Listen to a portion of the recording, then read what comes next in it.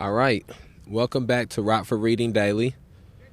We are currently reading Civil Disobedience by Henry Thoreau. I think this is our fourth episode reading this. We should finish up the essay in this episode, and then on the following episode from this one, we'll just have a discussion about some of the themes and concepts presented in this essay. So let's begin where we left off at on the previous episode. It was formerly the custom in our village, when a poor debtor came out of jail, for his acquaintances to salute him, looking through their fingers, which were crossed to represent the grating of a jail window. Quote, "How do ye do?" End quote. My neighbors did not thus salute me, but first looked at me, and then at one another, as if I had returned from a long journey. I was put into a jail as I was going to the shoemaker's to get a shoe which was mended. When I was let out the next morning, I proceeded to finish my errand, and, having put on my mended shoe, joined the huckleberry party, who were impatient to put themselves under my conduct. And in half an hour, for the horse was soon tackled, was in the midst of a huckleberry field on one of our highest hills, 2 miles off, and then the state was nowhere to be seen. This is the whole history of, quote, my prisons, end quote. I have never declined paying the highway tax because I am as desirous of being a good neighbor as I am being a bad subject. And as for supporting schools, I am doing my part to educate my fellow countrymen now. It is for no particular item in the tax bill that I refuse to pay it. I simply wish to refuse allegiance to the state, to withdraw and stand aloof from it effectually. I do not care to trace the course of my dollar, if I could, till it buys a man or a musket to shoot one with. The dollar is innocent. But I am concerned to trace the effects of my allegiance. In fact, I quietly declare war with the state after my fashion, though I still will make what use and get what advantage of her I can, as is usual in such cases.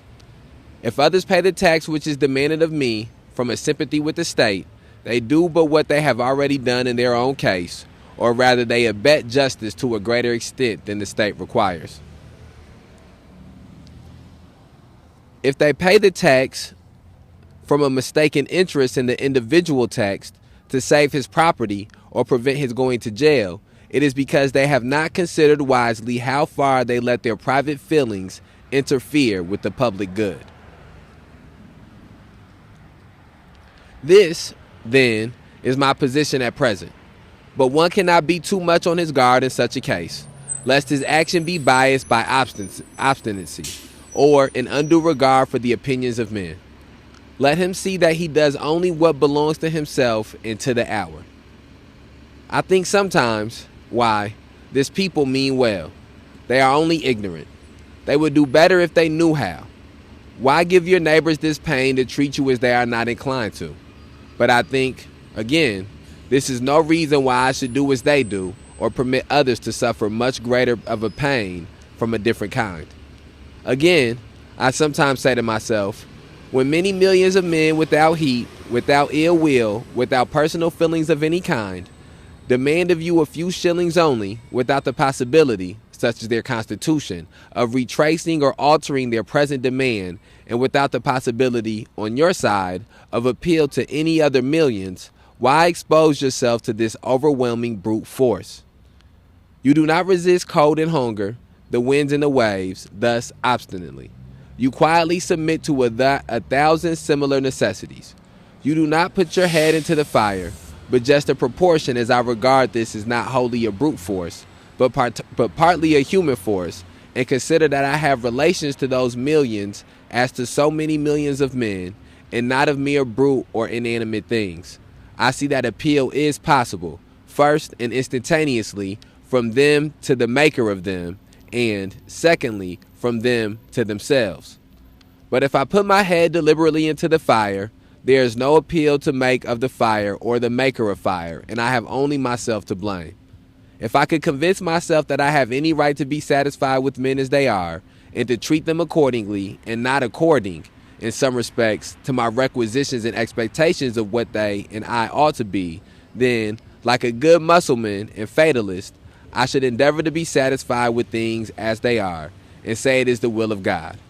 And, above all, there is this difference between resisting this and a purely brute or natural force, that I can resist this with some effect. But I cannot expect, like Orpheus, to change the nature of the rocks and trees and beasts.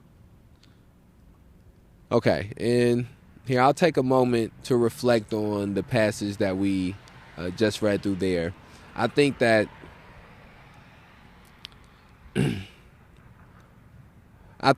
one of the things that, and this may just be from again from my perspective, and I encourage people as they listen to these readings and listen to these podcast episodes to listen to them as a perspective of whether a perspective of ideology or a perspective of history, perspective of issues. It's not any absolute. I think that one of the most important things about unlearning and relearning new things is to get to a place of not trying to take in anything as an absolute. So my perspective on some of the final things that Thoreau stated was that it's a privilege to be able to take the good of the state and to try to stay away from the bad of the state, or it's a privilege to be able to even just the fact that he went to prison, he went to jail, and came out the next day, and he survived going to jail and coming out the next day. Well, I'm sure that people who at that same time who were from a different social class or a different wealth class didn't survive days in jail or didn't survive being in prison or incarcerated. And I think even when you translate that to trying to balance out where we are at currently and with other people's ideologies, one of the things that I heard from H. Rap Brown, he stated that you can't take any, and that might be Stokely Carmichael, probably both of them said it, but they stated that you can't take any revolutionary ideology wholesale and bring it over here, that you have to take pieces that fit what your particular struggle is and then remove the pieces that don't fit for your particular struggle. And I think that we have to get to a place of trying to resist even the things that are convenient about the state that we opt into, and the things that are convenient about the society that we opt into, because the fact is that any convenience that we get from the state or we get from the society, until we get a more equitable and a more humane society, there's somebody who gets an inconvenience from that convenience. There's somebody who gets exploited from that particular thing that you may engage in. And I think that these are a lot of these things or forms of resistance. They do start out small, though. They do start out by the things that aren't an inconvenience for you to remove yourself from, you remove yourself from, or the things that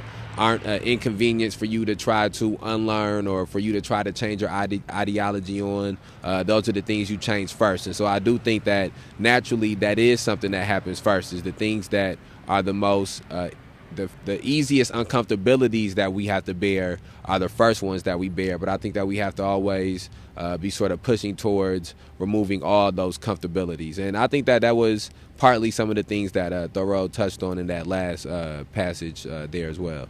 So here, I'll pass this over real quick.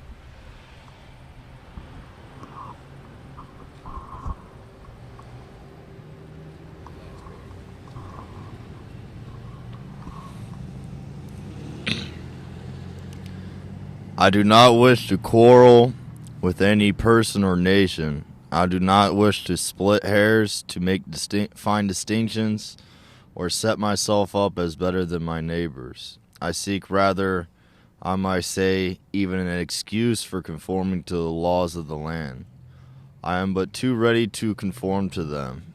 Indeed, I have reason to suspect myself on this head.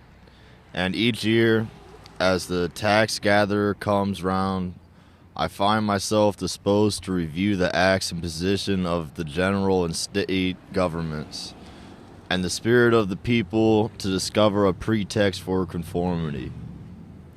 Quote, we must affect our nation, our country as our parents.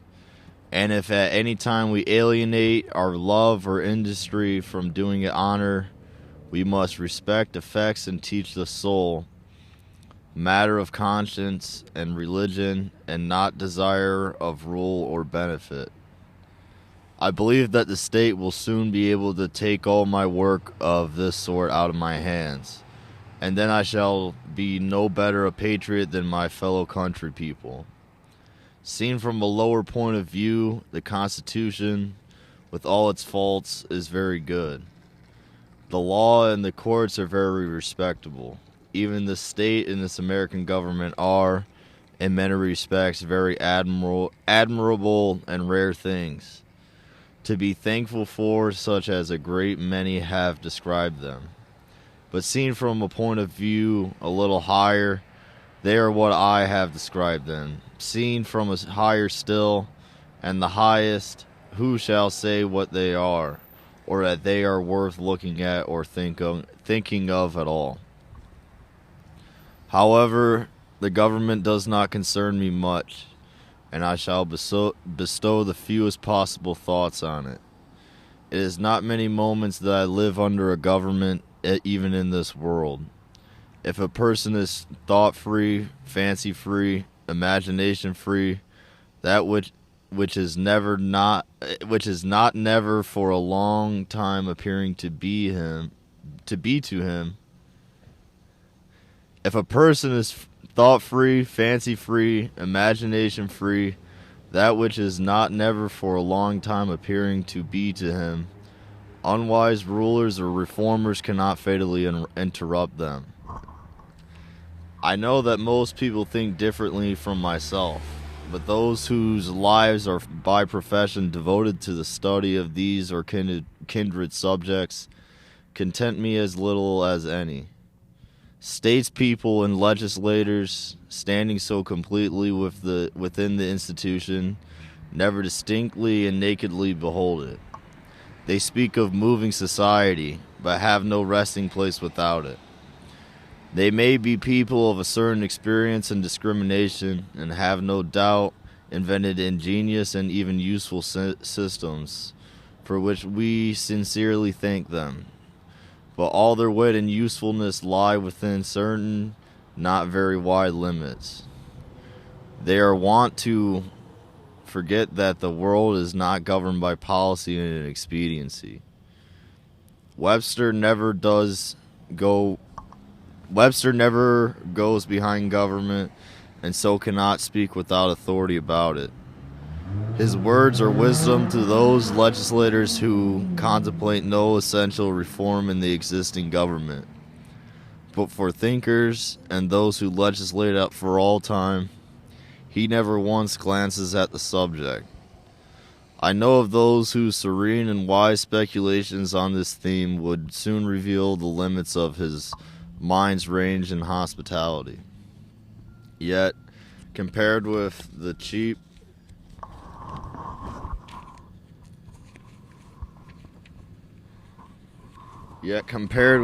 professions of most reformers and the still cheaper wisdom and eloquence of politicians in general, his are almost the only sensible and valuable words, and we thank heaven for him. Comparatively, he is always strong, original, and, above all, practical. Still, his quality is not wisdom, but prudence.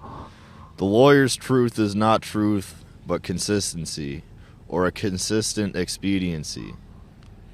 Truth is always in harmony with herself, and is not concerned chiefly to reveal the justice that may consist with wrongdoing. They well deserve to be called, as they have been called, the defender of the Constitution. There are really no blows to be given by them but defensive ones. They are not a leader, but a follower. Their leaders are the people of '87. I have never made an effort, they say, and never proposed to make an effort. I have never countenanced an effort and never mean to countenance an effort to disturb the arrangement as originally made by which the various states come into the Union. Still thinking of the sanction which the Constitution gives to slavery, he says, because it was part of the original compact, let it stand. Notwithstanding his special acuteness and ability, he is unable to take a fact out of its merely political relations, and behold it as it lies absolutely to be disposed of by the intellect. What, for instance, it behooves a man to do here in America today with regard to slavery, but ventures, or is driven to make some such desperate answer as the following, while professing to speak absolutely and as a private man, from which what new and singular code of social duties might be inferred. Quote, the manner, says he, in which the governments of those states where slavery exists are to regulate it, is for their own consideration, under their responsibility to their constituents, to the general laws of propriety, humanity, and justice, and to God. Associations formed elsewhere springing from a feeling of humanity or any other cause have nothing whatever to do with it. They have never received any encouragement from me, and they never will. They who know of no pure sources of truth, who have traced up its stream no higher, stand, and wisely stand, by the Bible and the Constitution, and drink at it there with reverence and humility. But they who behold where it comes trickling into this lake or that pool, gird up their loins once more, and continue their pilgrimage towards its fountainhead.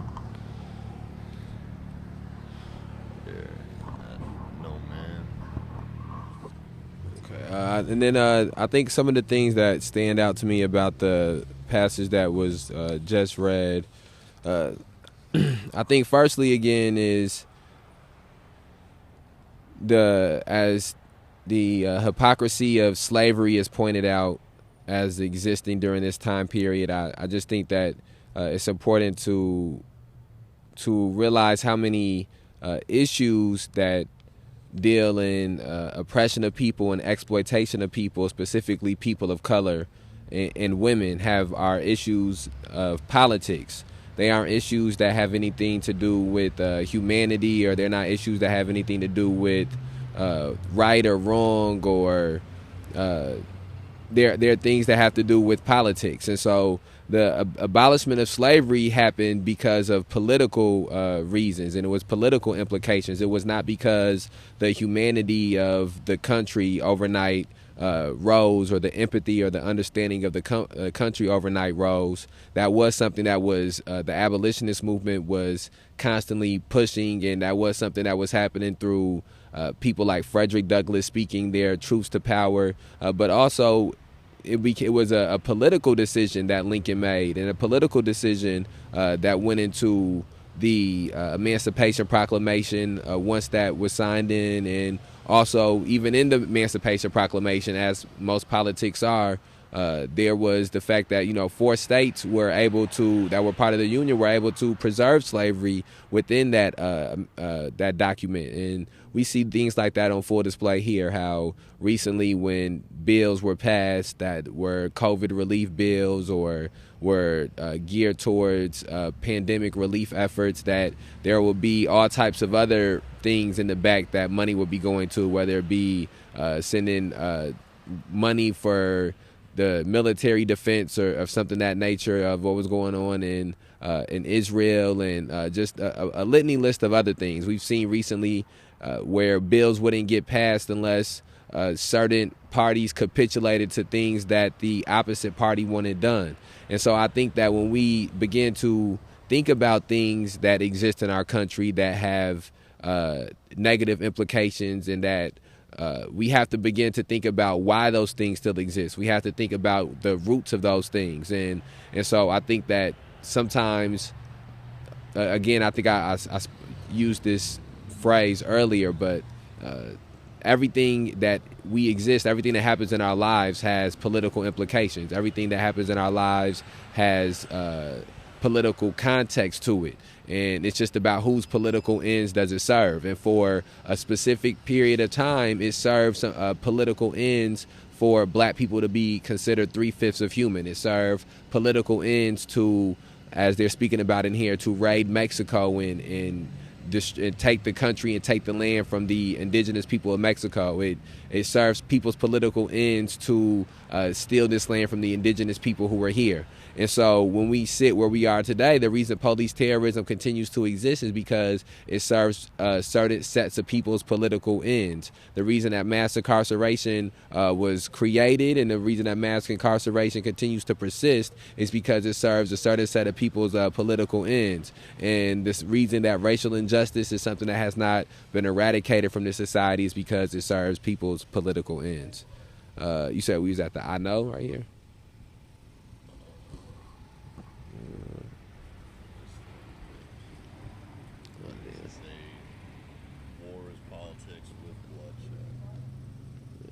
Down there. Okay, here. All right.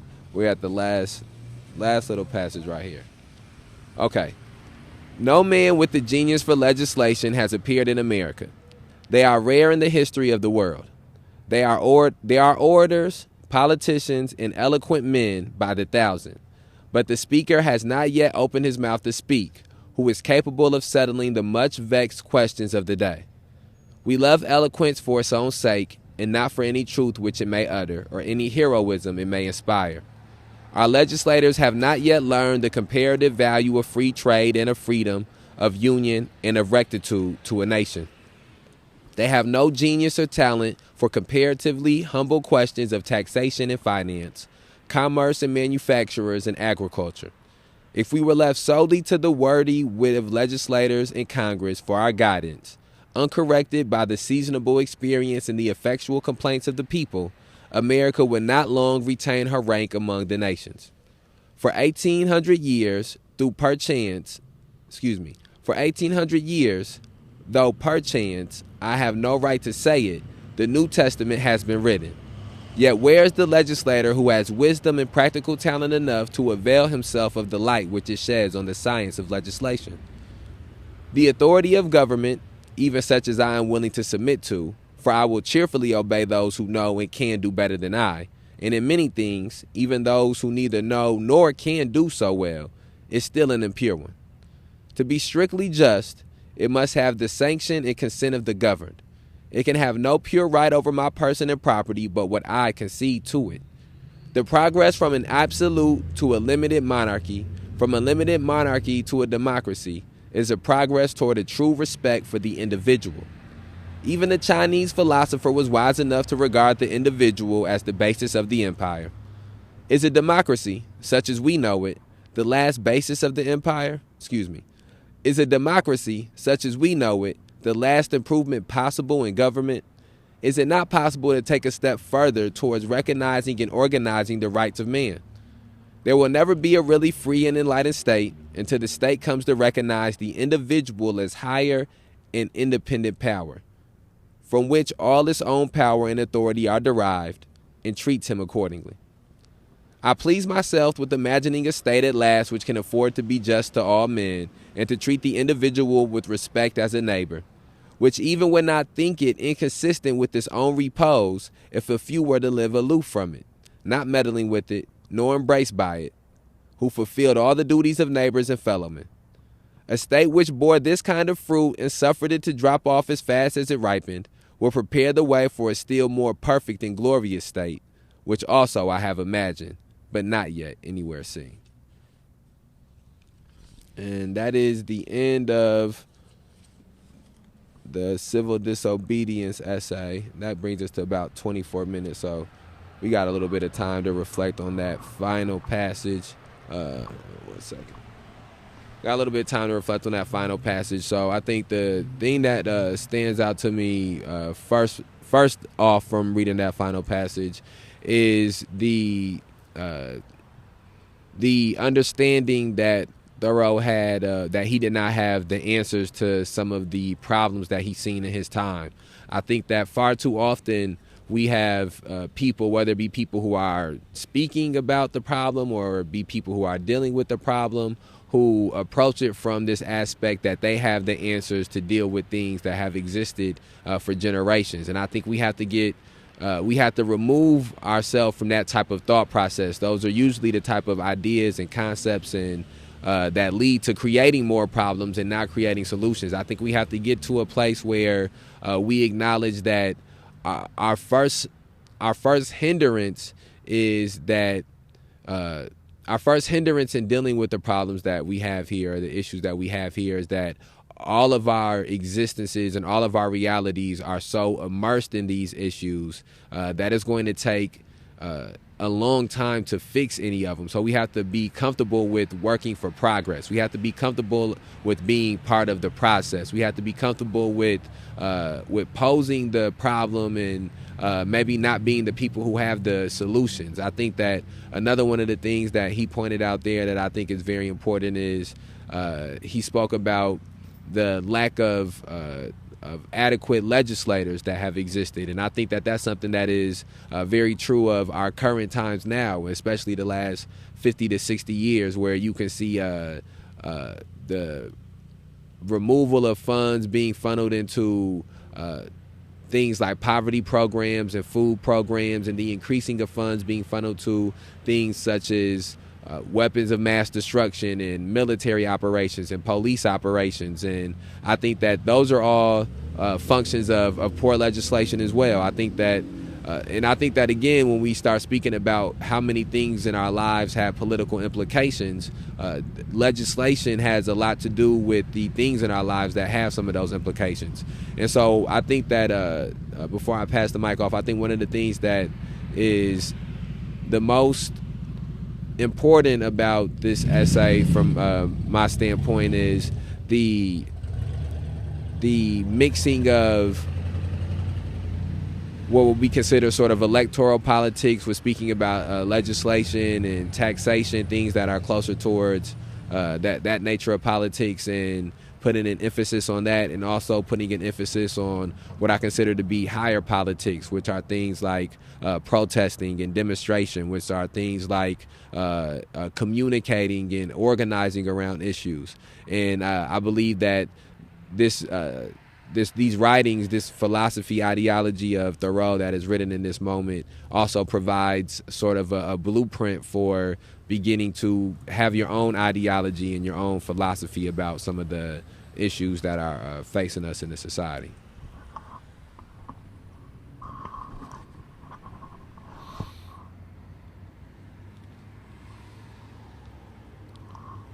As Thoreau wraps up this essay, and in this final paragraph, he speaks about the individual and what the appropriate relationship between the state and the individual would be.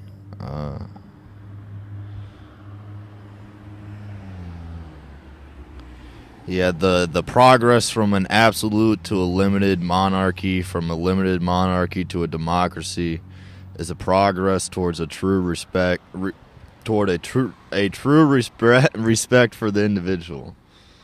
And I think what Thoreau is missing here is important. That this progress has not been achieved by individuals. It's been achieved by collective actions. We've progressed from the greater oppression that these former institutions put on the people, but it wasn't the individual that achieved that progress. And I think it's predictable that Thoreau would miss this, given his station in life, that his socioeconomic class is that of a white man that probably isn't impoverished, was not impoverished as far as I know. And that's why I think it's understandable that he'd put this importance on the individual, because people of privilege are not put under the same pressure as marginalized people, and they can afford to have this individualistic mindset. But marginalized people have. All right.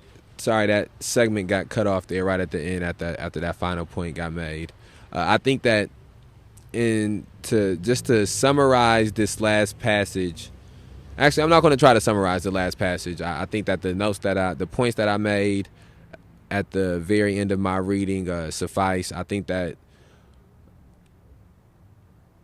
one of the things that is the most important about all of these different readings that we're doing is the author and the things being written about challenges whatever perspective or whatever ideology or philosophy or belief system that somebody has in the current moment.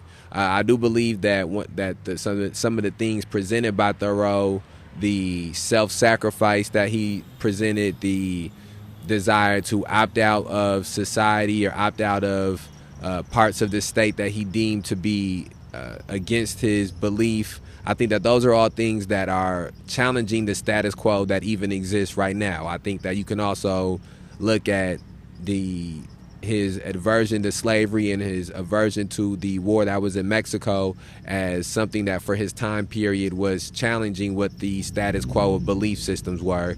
And if you bring that to where we are currently today, if you think about whether it be Islamophobia or transphobia, homophobia, whether it be anti-black rhetoric, it's mainstream thought is not to challenge those things. It's to try to ignore those things or pretend we live in this colorblind society.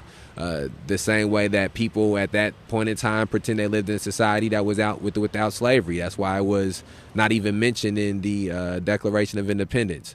And so I think that one of the other last points I want to point out is his aversion to the war in Mexico, again, is something that is counter to what mainstream society's belief is in our country.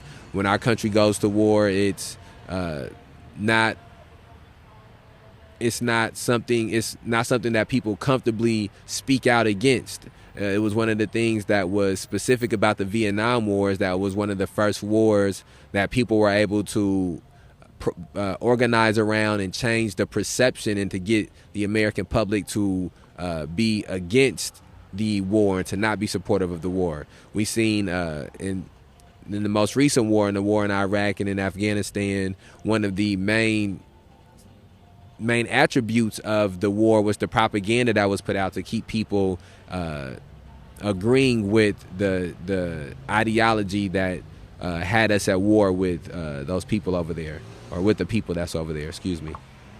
And so, this next episode, what we'll do is we'll just talk about multiple different issues that were presented and ideologies that were presented throughout the entirety of the essay.